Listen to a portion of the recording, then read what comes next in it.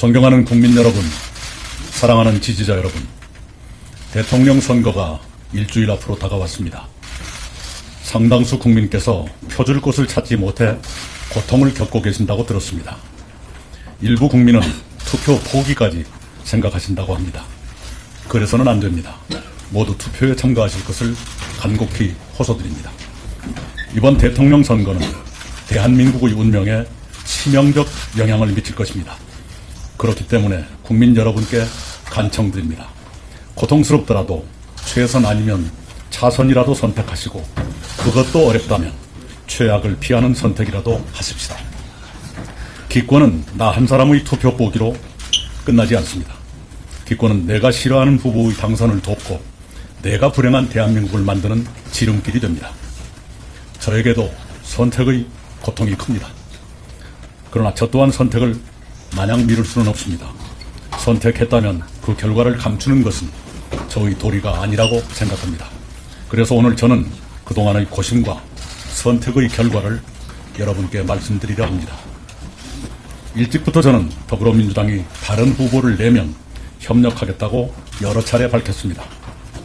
범죄 혐의 없는 다른 후보라면 입법권과 행정권에 이어 사법권까지 장악하며 삼권 분립과 민주주의를 파괴하지는 않을 것이기 때문입니다. 그러나 더불어민주당은 그런 순리를 거부하고 사법 리스크가 하나도 해결되지 않은 후보를 내놓았습니다. 그 결과로 더불어민주당은 한 사람의 사법 리스크를 없애기 위해 입법권, 행정권, 사법권을 모두 장악하는 괴물 독재 국가로 가는 길을 선택했습니다. 어제는 국무총리, 검찰, 경찰, 방송통신위에 대한 국회의 통제를 강화해 그 기관들의 독립성마저 허물어뜨리기로 했습니다.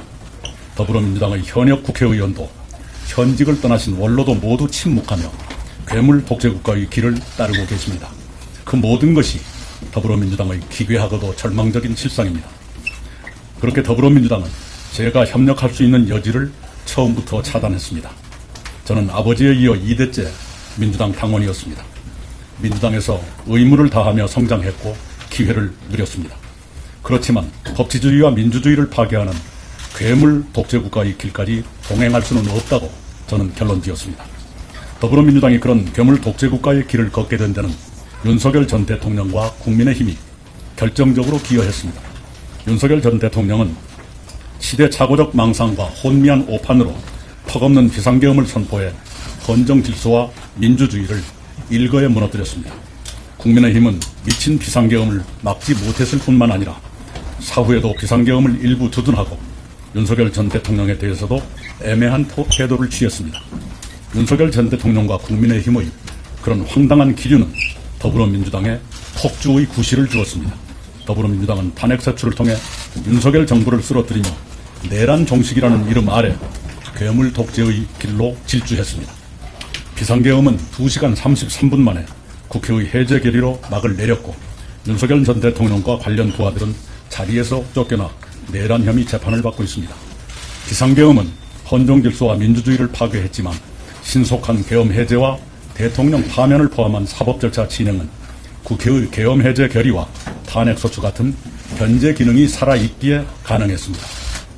비상계엄과 내란 혐의는 수사기관과 사법부가 헌법과 법률에 따라 수사, 기소하고 심판해 왔으며 앞으로도 그럴 것이고 또 그래야 한다고 저는 믿습니다. 그러나 지금 더불어민주당이 예고하는 괴물 독재국가는 비상계엄과 또 다른 의미에서 심각합니다. 한 사람이 입법, 행정, 사법의 3권을 장악하고 자신의 사법 리서크를 완전히 없앨 때까지 무리한 방법을 계속 동원한다면 그것은 법치주의와 민주주의를 파괴하는 폭거가 될 것입니다. 더구나 한 사람의 그런 위험한 시도가 다른 권력으로부터 아무런 견제도 받지 않은 채 자행될 수 있습니다. 국가 권력 전체를 한 사람이 장악하면 모든 견제 기능이 마비되기 때문입니다. 계엄 때처럼 견제 기능이 살아있느냐 아니면 괴물 독재 국가로서 견제 기능이 죽느냐의 차이는 엄청납니다. 견제 기능이 살아있다면 민주주의는 회복되지만 견제 기능이 죽으면 민주주의도 회복 불능으로 무너집니다. 그렇게 대한민국이 괴물 독재 국가로 추락할 수도 있다는 점에서 이번 대선은 치명적입니다. 괴물 독재 국가 출현을 막는 일이야말로 대한민국이 당면한 최대의 숙제가 됐습니다. 저는 괴물 독재 국가의 출현을 막기 위해 나름대로 노력해왔습니다. 그와 관련해 저는 김문수 후보의 거듭된 요청으로 어젯밤에 그를 광화문 제 사무실에서 비공개로 처음 만났습니다. 김문수 후보와 저는 괴물 독재국가 출현을 막고 새로운 희망의 제7공학을 준비하는데 각자의 방식으로 협력하자는데 원칙적으로 합의했습니다. 우리 두 사람은 국민 통합을 위한 공동정부 구성과 운영, 제7공화국 출범을 위한 개헌 추진 협력, 2028년 대선 총선 동시 실시를 통한 대통령과 국회의 임기 불일치 해소 및 3년 임기 실천 등에 원칙적으로 의견을 같이 하고 구체적 협의는 양당에 맡기기로 했습니다. 저는 비상계엄과 잇따른 대통령 파면에 대한 성찰로서 대선 이후에 국민의힘을 비롯한 정계의 대대적 개편이 일어날 것이라고 전망했고 그는 수긍했습니다. 저는 윤석열 전 대통령과의 결별을 거론했고 그는 경청했습니다. 그는 저에게 선거 지원을 요청했고 저는 괴물 독재국가 출현을 저지하기 위한 저 나름의 노력을 계속하겠다고 응답했습니다. 김문수 후보와 저는 대학교 동기생으로서 지내온 시대를 함께 회고하고 정리하기도 했습니다. 김 후보는 저와 같은 날 같은 대학교의 다른 단과대학에 입학했으나 졸업은 그가 저보다 20년이나 늦었습니다.